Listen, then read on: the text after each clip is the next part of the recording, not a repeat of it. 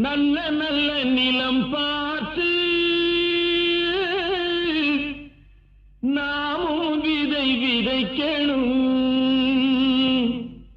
நாட்டு மக்கள் மனங்களிலே நாணயத்தை வளர்க்கணும்.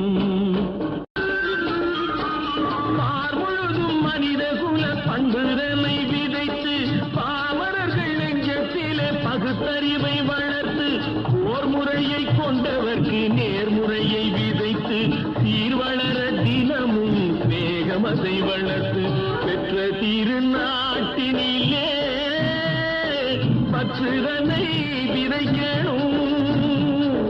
பற்றுதனை விதைத்து விட்டு நல்ல ஒற்றுமையை வளர்க்கணும்.